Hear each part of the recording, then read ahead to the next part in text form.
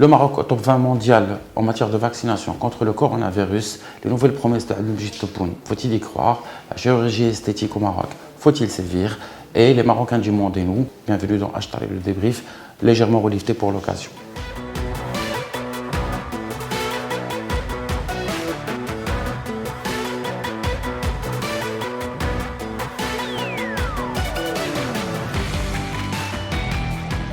Quelques 7 millions de doses déjà livrées au Maroc et plus de 2 200 000 Marocains déjà vaccinés contre le coronavirus.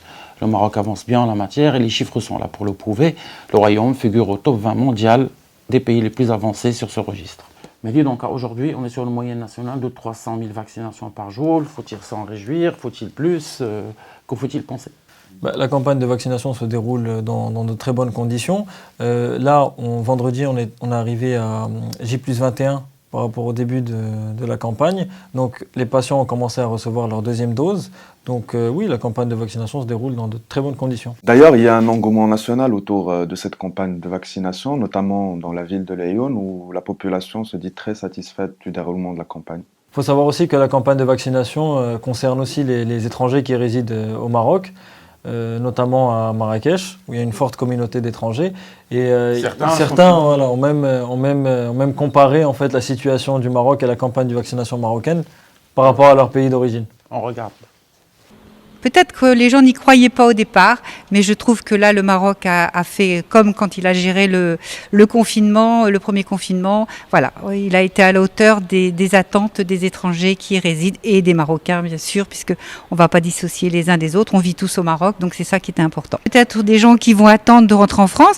Mais, excusez-moi, mais quand on voit un peu la débâcle et la déroute qui se passe en France et que ici ça se passe quand même beaucoup mieux, je pense qu'il y a des gens qui vont préférer se faire vacciner ici. J'ai même entendu hier une anecdote d'une personne qui est résidente au Maroc, qui a sa carte de résident, mais qui pour l'instant est en séjour en France, qui a dit puisque c'est comme ça, moi je vais vite rentrer au Maroc pour me faire vacciner parce qu'en France je n'arrive pas à avoir de rendez-vous. À ce rythme-là, l'immunité collective, ce sera donc pour bientôt. Mais qu'est-ce l'immunité collective? Que faut-il faire pour y arriver? Le point de vue de notre consultant, Taïb Hamdi. L'immunité collective, c'est le taux de la population à vacciner pour pouvoir arrêter l'épidémie. C'est-à-dire, si on prend 100 personnes dans une population donnée, combien de personnes doivent être immunisées pour arrêter la propagation, la transmission du virus?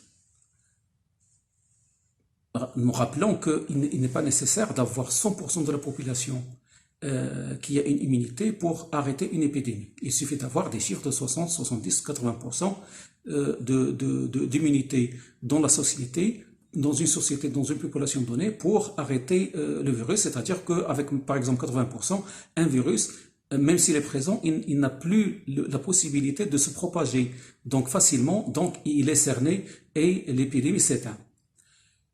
Sur le plan mathématique, comment on peut arriver à cette immunité collective? C'est très simple. On se base sur le R0. Le R0, c'est-à-dire le taux de reproduction initial du virus. Chaque virus a un taux de reproduction. Par exemple, le virus de la rougeole, c'est 15 à 18. Le SARS-CoV-2, le virus donc de la COVID-19, c'est 2,5. C'est entre 2,5 à 3. Donc, si on prend le chiffre de 2,5 comme moyenne, on peut calculer l'immunité collective.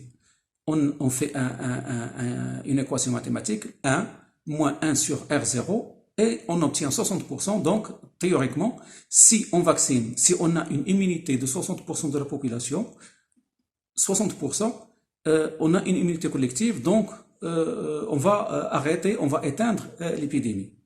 Malheureusement, ce n'est pas aussi simple, ce n'est pas aussi mathématique, ce n'est pas aussi systématique. Il y a d'autres facteurs qui interviennent. Je parlerai donc, à côté du R0, je parlerai de 5 autres facteurs. Le deuxième facteur, à part le R0, c'est l'efficacité d'un vaccin. C'est-à-dire, si on fait vacciner une population avec un vaccin qui est à 100%, efficace à 100%, ce qui est théorique, ça n'existe pas, mais si on vaccine avec un vaccin efficace à 100%, on aura le taux d'immunité naturelle à 60%. Maintenant, si on a un vaccin à 80%, il faut vacciner plus de 60% pour récompenser le déficit qu'on a en termes d'efficacité du vaccin. Donc, le deuxième critère, c'est l'efficacité et le taux d'efficacité du vaccin. Troisième facteur qui est très important aussi, c'est l'immunité qui est conférée par le vaccin. Est-ce que le vaccin qu'on administre à la population donne une immunité efficace, et on parle d'immunité efficace, c'est-à-dire l'immunité qui protège contre la maladie ou protège contre les formes graves de la maladie, c'est l'efficacité, ou bien ce vaccin confère une immunité stérilisante, c'est-à-dire est-ce que les personnes vaccinées continuent à transmettre le virus ou pas. Donc, est-ce que le vaccin permet de ne plus contaminer, une personne vaccinée ne contamine plus les autres, ou bien ça contamine. Théoriquement, normalement, une personne vaccinée devrait ne pas contaminer les autres, mais c'est pas toujours le cas. Pour le SARS-CoV-2, on voit par exemple pour les vaccins, ça donne une certaine immunité stérilisante, mais dans l'ordre des 2 tiers. Par exemple, pour l'AstraZeneca, des études sont faites, c'est 66-67%. Donc, ce facteur influe. Si on a un vaccin qui est efficace et stérilisant, ce sera une bonne chose. Si il est efficace mais pas très stérilisant, donc le taux d'immunité collective doit être encore plus important. Le quatrième facteur, c'est combien dure l'immunité vaccinale. C'est-à-dire, si on a un vaccin qui donne une immunité qui dure 4 ans, 5 ans, on aura besoin de moins de population à vacciner que si on a un vaccin dont l'immunité qui donne une immunité sur 1 an. Sur 1 an, déjà, on a une perte d'immunité au bout de 12 mois. Donc, il faut vacciner beaucoup plus de personnes pour récompenser ces pertes d'immunité qui va avec le temps. Et si on a un vaccin qui est efficace 3, 4, 5 ans, on n'aura pas besoin de contaminer plus de personnes.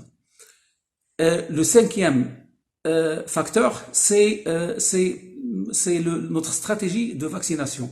Est-ce qu'on vaccine si on commence par vacciner les gens les plus contaminateurs, les super propagateurs, par exemple quelqu'un il y a des personnes par exemple qui vivent seules, ils ne contaminent pas beaucoup de personnes. Il y a des personnes qui travaillent seules, qui travaillent à distance, ils ne contaminent pas beaucoup de personnes. Il y a des personnes qui travaillent dans des activités par exemple économiques, qui rencontrent beaucoup de gens. Ces personnes-là, ils sont très contaminateurs. Donc si on commence par vacciner les personnes très contaminateurs, peut-être on peut atteindre l'immunité collective avant la stratégie qui se base sur contaminer les personnes, toutes les personnes confondues. Maintenant, avec un virus qui est mortel, c'est très logique qu'on commence par vacciner les personnes les plus vulnérables, donc pour les protéger contre les formes graves et contre le décès. Et après, il faut passer à vacciner les autres groupes de population. Donc, la stratégie de vaccination, les objectifs de la vaccination peuvent influer sur la vitesse d'atteinte de l'immunité collective.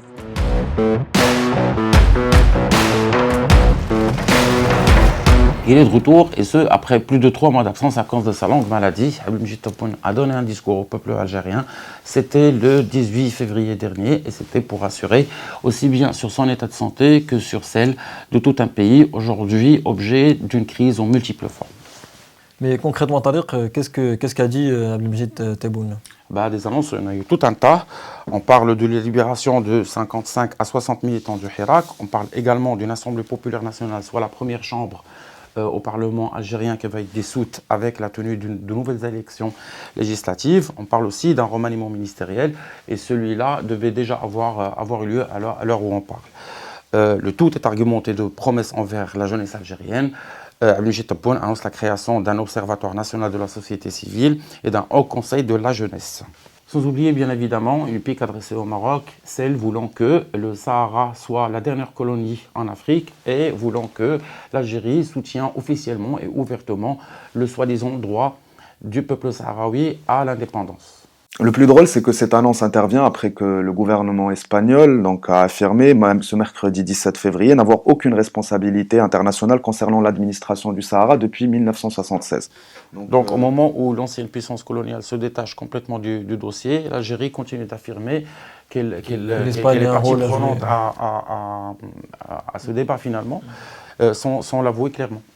La question qui se pose avec insistance, c'est est-ce que M. Tebboune va réussir à convaincre une population algérienne qui est en colère et qui ne s'en cache pas, lequel M. Tebboune a brillé par une absence de plusieurs mois et qui aujourd'hui essaye de trouver des réformettes, des semblants de promesses pour calmer la rue.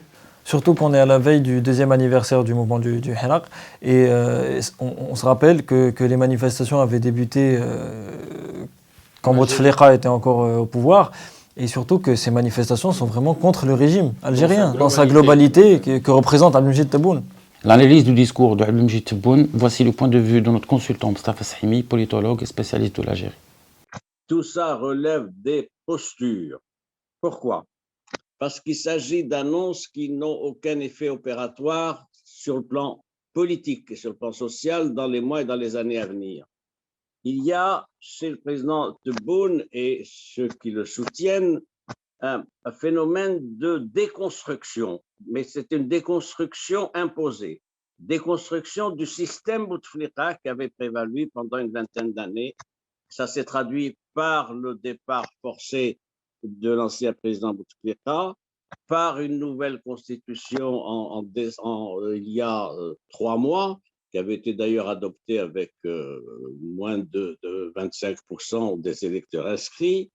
Et puis, il y a le fait que c'est un dernier palier dans cette déconstruction du système qui prévalait jusqu'à présent, avec donc apparemment une nouvelle donne des élections législatives et des mesures devant permettre à la dialectique algérienne de redémarrer. Or, ce n'est pas le cas parce que c'est un système qui n'est pas réformable.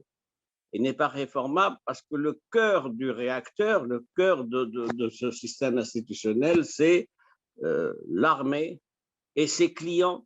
On oublie que l'armée a des intérêts économiques. Je crois que c'est important. Les quelques centaines de généraux et les 30 qui sont au premier plan ont des intérêts économiques, qui sont partie prenante dans le système productif, dans le système commercial de l'Algérie. Donc, ils ont des intérêts au-delà de leur statut personnel. Il y a donc un statut économique et des intérêts. J'ajoute que c'est une armée qui joue également au-delà de ses intérêts la préservation de sa situation judiciaire. Il ne faut pas oublier qu'il y a potentiellement des procès pouvant être engagés devant la Cour pénale internationale. Le cas le plus intéressant, c'est celui de Khalid Nzar, qui est poursuivi à Genève, vous le savez, une procédure encore en cours. Donc, nous en sommes là. Rien de bien nouveau sur le plan fondamental. Des élections avec quel parti pour dégager quoi, sur quel projet de société.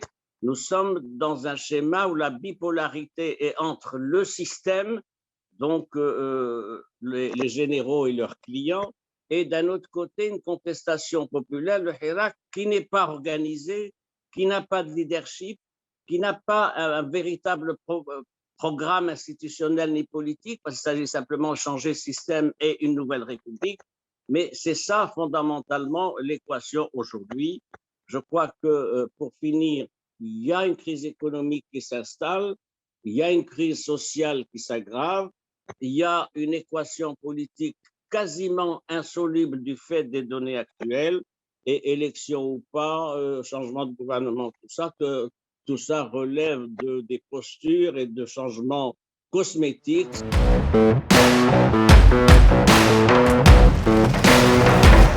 L'onde de choc née suite à la diffusion par TF1, la chaîne française, d'un reportage sur la chirurgie esthétique au Maroc ne cesse de s'élargir.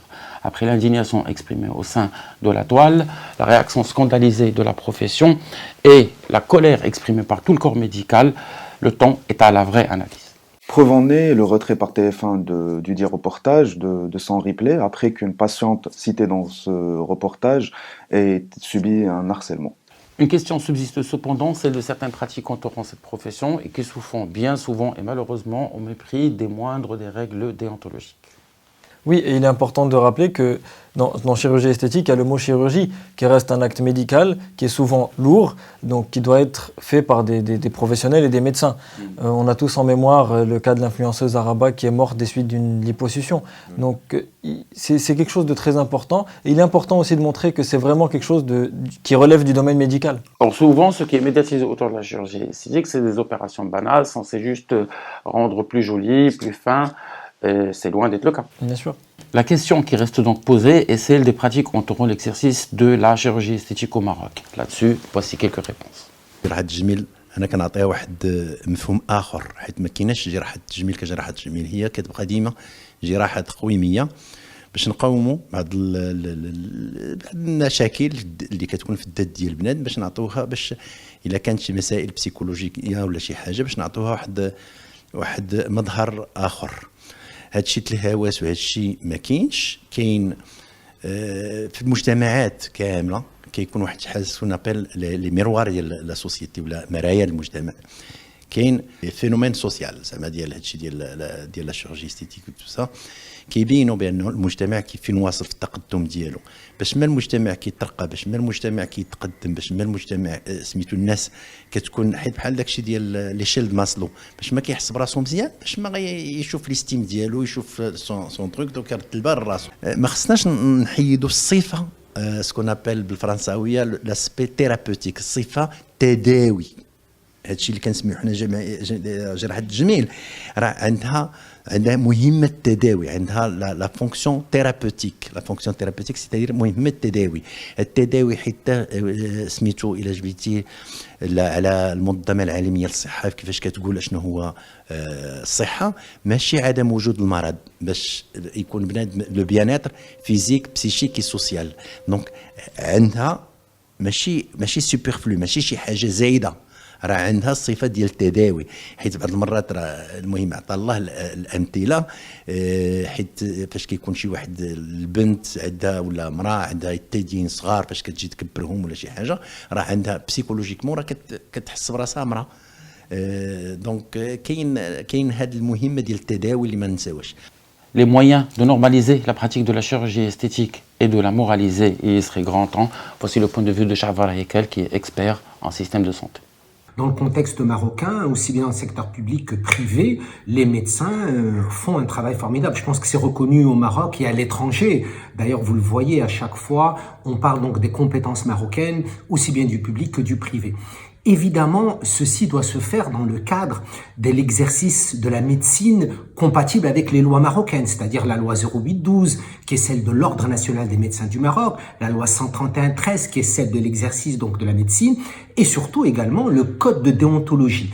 Donc évidemment, nous devons absolument, dans un cadre de responsabilité, de respect envers donc les patients, et également dans le cadre de la protection des professionnels de santé et de la protection du système de santé, faire ceci avec des compromis intelligents et raisonnables, de telle sorte à ce que la médecine reste une profession noble comme elle l'est, et beaucoup de médecins, la majorité l'exercent dans les meilleures conditions, et qu'elle ne soit pas considérée comme une activité commerciale, en tout cas perçue comme une activité commerciale, car notre métier a ses particularités et nous devons éviter de le rendre commercial, malheureusement, parce que cela ne représente pas, ne reflète pas la quasi-totalité donc des médecins dans le contexte public ou dans le contexte privé. Donc, éthique, déontologie, exercice de la médecine, et il faudra à un moment ou à un autre qu'on s'assoie et qu'on réfléchisse ensemble, l'ensemble de la communauté donc médicale, mais également les pouvoirs publics, à faire en sorte que la publicité sous toutes ses formes, que ça soit dans les réseaux sociaux ou dans d'autres types donc de supports, soit cadrée, canalisée pour en même temps montrer ce que font les professionnels de santé et leurs compétences, et ils ont le droit de montrer leurs compétences et leurs qualités, mais d'un côté donc scientifique, et que d'un autre côté, qu'on ne verse pas dans un côté qui est purement commercial et qui va nuire aussi bien à l'exercice de la profession au Maroc, nuire également aux professionnels de santé et nuire également aux citoyens. Le citoyen a le droit de savoir qui est compétent et qui est capable de faire telle ou telle activité médicale, mais d'un autre côté, nous lui devons un minimum donc d'éthique et de déontologie qui, je le répète, est fait dans la majorité des cas par l'ensemble des professionnels de santé du Maroc qui sont reconnus à l'échelle nationale et internationale et qui exercent avec la probité, l'éthique et la déontologie. Et il faut laisser le Conseil national de l'ordre des médecins, il faut laisser les instances représentatives cadrer tout cela avec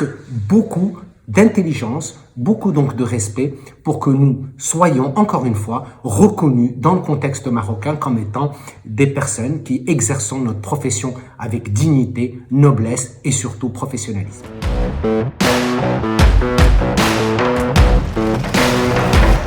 Ashtari, c'est votre nouvelle rubrique, l'invité de la semaine. Et cette semaine, nous accueillons justement Abdellah Bossof, un intellectuel de renom, mais aussi et surtout le secrétaire général du Conseil de la communauté marocaine à l'étranger, le CCME.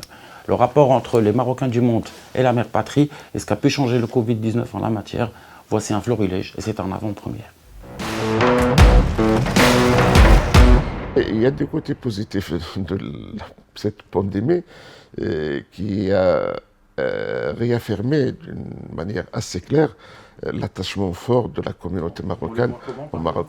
On le voit par les actes, c'est-à-dire d'engagement, de solidarité avec le Maroc d'abord via le fonds qui a été créé pour la gestion de la pandémie. Les Marocains ont contribué financièrement, mais on le voit dans les transferts d'argent parce que, contraire à toutes les attentes, la Banque mondiale, l'OCDE, qui ont dit qu'il y aura une baisse de 20% au minimum dans les transferts de l'immigration à l'échelle du monde. Les Marocains, c'est-à-dire 2020, selon l'Office d'échange, ont réalisé 5% de plus. D'accord. Donc, les transferts, ils ont atteint 70 milliards de dirhams. Et c'est quelque chose qui réaffirme cet attachement des Marocains à leur patrie-mère. Le deuxième, c'est-à-dire l'acte d'engagement de solidarité vis-à-vis des Marocains, par exemple, bloqués pendant la période de la pandémie dans des pays d'Europe notamment. Donc les Marocains du monde, à travers le tissu associatif marocain, ont apporté aussi un soutien humanitaire très important qui a permis à ces Marocains bloqués dans ces pays et les étudiants, et notamment pendant le mois du Ramadan. Et évidemment, plus les engagements de la communauté dans des différentes initiatives humanitaires, dans des différentes régions et villes et douars même du Maroc, douars d'origine. On a constaté pendant le mois du Ramadan, l'ensemble des douars, l'ensemble des villes marocaines ont connu c'est-à-dire ce soutien des Marocains du monde. Donc ça, c'est le côté positif. Donc, la solidarité, tout à fait. Et ça explique toujours cette relation métaphysique qu'il est le Marocain au Maroc. L'Europe comme la France, ils ont engagé des débats sur les questions du séparatisme, après notamment l'assassinat de Samuel Paty en France. Évidemment, pour la France, elle a tout à fait, c'est-à-dire droit d'engager des débats politiques pour apporter des réponses aux problèmes de société. Mais, c'est-à-dire les réponses ou les solutions ne peuvent pas être imposées de haut. Ce qu'on a constaté en France, que c'est le président de la République qui a demandé aux musulmans de réagir. Je crois qu'il fallait, c'est-à-dire d'une manière ou d'une autre, avoir une large implication des différents acteurs dans le domaine pour pouvoir mûrir la réflexion et apporter les réponses adéquates. L'approche aujourd'hui qui est adoptée, c'est une approche sécuritaire. Elle est nécessaire, indispensable, intéressante, mais pas suffisante. Complètement. D'ailleurs, on voit un peu, donc, même en France, ça part un peu dans tous les sens. Tout à fait. Donc, il fallait. Plus lieu de parler de débat. D'abord, il fallait s'intéresser aux problèmes socio-économiques de ces jeunes qui vivent dans des zones parfois défavorisées et apporter, pour pouvoir comprendre d'abord les raisons de cette radicalisation, ce phénomène-là, pour pouvoir apporter des réponses adéquates. Évidemment, engager un débat, une réflexion théologique pour apporter des réponses aux questions nouvelles posées dans une société laïque, démocratique, des droits de l'homme, il est nécessaire de faire des adaptations de la pratique religieuse. Au contraire, c'est souhaitable et c'est très demandé. Mais il fallait s'appuyer sur c'est-à-dire des théologiens pour faire ça. Ce qu'on constate aujourd'hui en France, la charte sur laquelle on parle, la loi présentée au Parlement. Les seules concertations, c'était avec des présidents d'associations. Moi, j'aurais aimé que Macron fait comme Napoléon, ce qu'il a fait avec des juifs, par exemple, en 1807, il a discuté avec des rabbins. Ça veut dire ceux qui étaient habilités à donner un avis religieux, pour qu'ils soient suivis par les communautés. Nous avons, c'est-à-dire, fait des recommandations à travers ce livre depuis 2012. Nous avons demandé au gouvernement d'intégrer une partie de la communauté, au moins dans la deuxième chambre, étant donné que la deuxième chambre abrite les syndicats, les chambres de l'artisanat, de commerce, le patronat, etc. Donc on pouvait considérer les Marocains du monde comme une catégorie. Donc nous avons demandé de l'intégrer dans le sens de préparer les conditions favorables à leur participation à la première chambre, selon le discours de Sa Majesté, qui a demandé de préparer les conditions pour mûrir la réflexion sur la question. Mais depuis, on n'était pas suivi, on est toujours dans l'attente. C'est-à-dire, nous avons l'habitude, malheureusement, à l'approche de chaque élection, d'évoquer aussi le sujet. Et moi, je crois que ce n'est pas un bon signe de l'évoquer au moment des élections.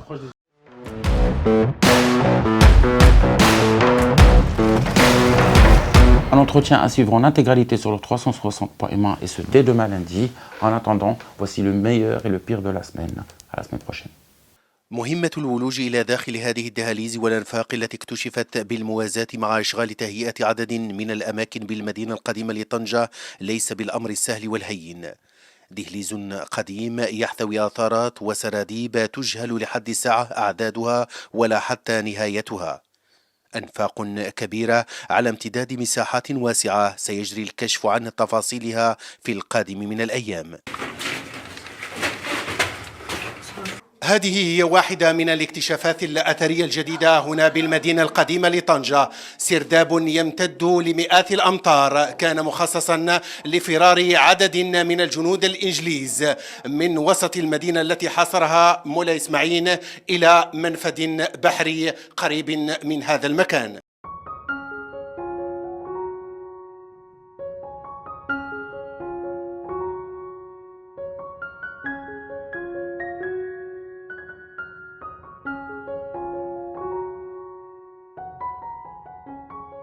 الله يهديهم، تصرف لا اخلاقي الصراحه. نحن فرحنا بالطوبيسات الجداد غيسهلوا علينا بزاف مواصلات وداك الشيء، ولكن المواطنين الله يهديهم ضروري غادي وحاضي راسك في وسط الطوبيس تجي فيك شي حجره ولا شي حاجه، الله يهديهم وصافي. هادشي اللي نقدروا نقولوا.